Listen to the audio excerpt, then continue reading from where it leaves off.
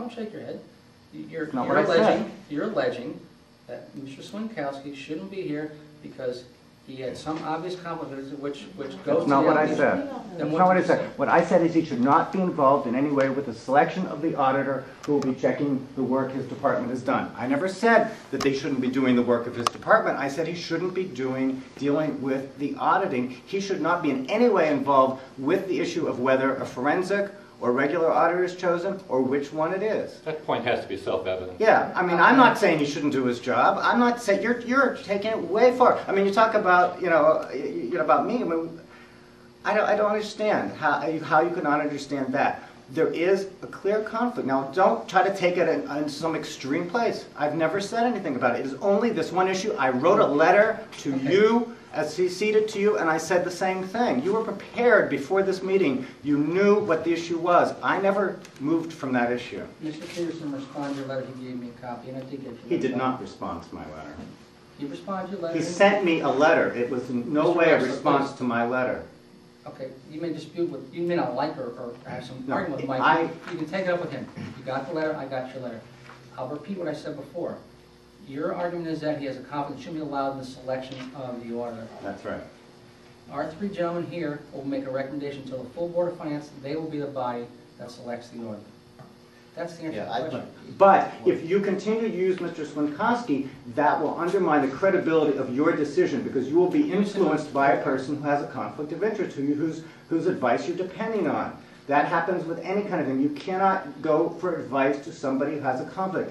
It puts into question your decisions. And that is what I'm saying. So I'm not saying you can't make the decision. I'm saying that if you continue to do this, you've already ignored what I said. So it's already gone beyond a certain point. In a lot of cases, this would be, you'd have to come up with a new group of people because, just like if you have a judge who has a conflict, you have to throw out the case. You can't just say, oh, so what, You can't do it. Can I ask you a question then? Yeah. So what you're saying apparently is that he's come up with a list. There's 28 auditing firms in the state of Connecticut that do municipalities. Mm-hmm.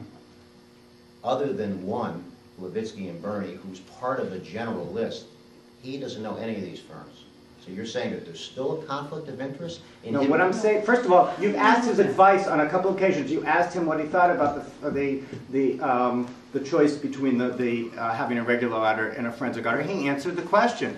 He didn't even mention the forensic auditor in his answer. The thing is, his advice, you shouldn't be asking him for advice, and he shouldn't be giving you advice on this particular issue. That list is not, of course, his list, but there's no list of forensic auditors on there. I mean, that should have been, somebody should have been asked to provide a list because you knew that was going to come up as a topic. It wasn't like there weren't a lot of people asking about forensic auditors, including a member of the committee. So you knew that was somebody either didn't ask or something happened. It makes it look like he doesn't want a forensic auditor. I have no reason to believe that. But since the forensic auditor will be checking out the work that he and his department have done, it doesn't look good. It looks like he's biased. I understand. Mr. Wechsler, I think you made yourself very clear. You're making points that I think were all made clear earlier. Another question from this one. Yes. And so you're going to continue to use him for advice, then? Is that the answer? That wasn't a question. You made a statement. We understand your position. Thank you. Did you have a question, sir? Yeah, just follow up on what we were just talking about. I mean, there's one possibility is that we might be also look at forensic auditors that are not in state. That might give us a larger, if we go that way, a larger group. But the other thing is that there was talk at the meeting about, at the last Board of Finance meeting, I'm sorry, my name is Robert Wechsler. I didn't identify myself, I'm sorry. There was talk about a forensic auditor, and therefore, in most cases, there would have been a list of that provided now. One of the problems, and I spoke to this in a letter that I wrote to you, and I spoke to Mr. Swinkowski, this audit is an audit not just of the town or community services, but it has a lot to do with the finance department. The head of the finance department has been arrested. He oversees the entire thing. Mr. Swinkowski works for him. It is inappropriate there is a conflict of interest for him to be involved in any way with the selection.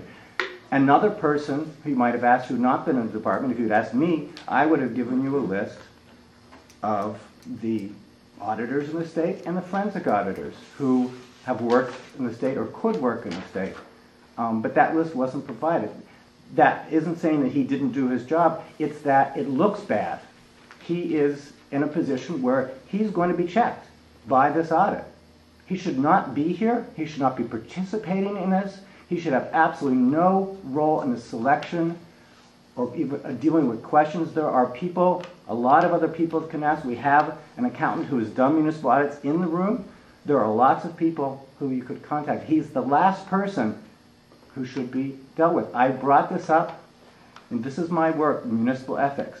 There is a conflict of interest. It doesn't mean he's a bad person. It means he's not the appropriate person to be dealing with it because his job is working with the person who's under investigation. And I'm very upset that you haven't taken that seriously, because we're trying to make this town look clean and look open.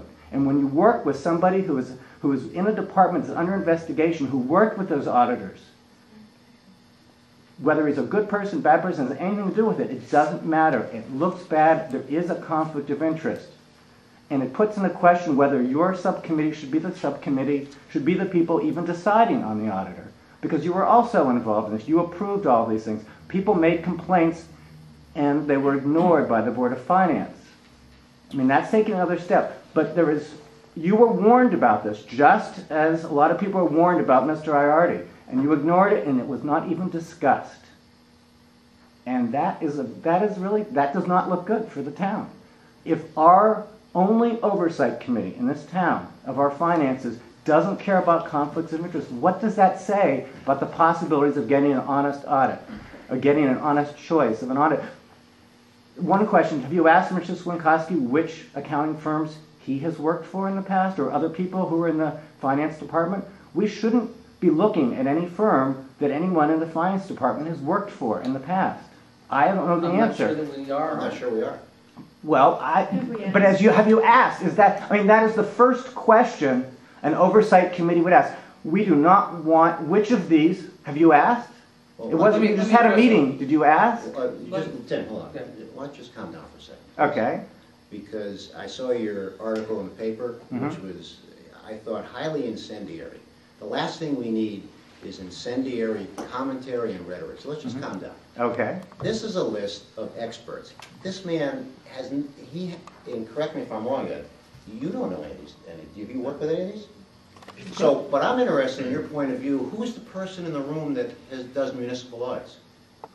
He's here tonight? No. She's here tonight? I'm an accountant, and I did audit a municipality in the past. Okay. And from my experience, when we go to the client, we document their internal controls, and we assess them for ourselves, and we determine the areas of focus. It's not the client that tells us where to look. It's we as an independent auditor make that call.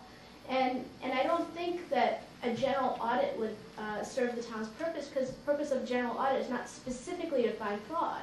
Is to make sure that the financial statements are reasonably free of material misstatements, whether due to error or fraud. If fraud comes to our attention, we investigate it. But in this particular case, I think it's important to have an independent auditor come in and do a forensic audit.